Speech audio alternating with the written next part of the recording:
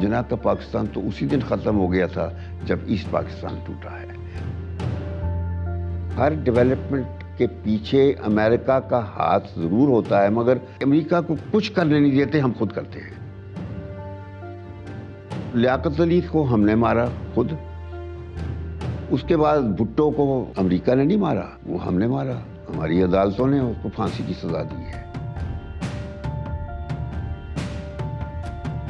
तो इस तरीके से हम लोग खिलवाड़ करते आए हैं।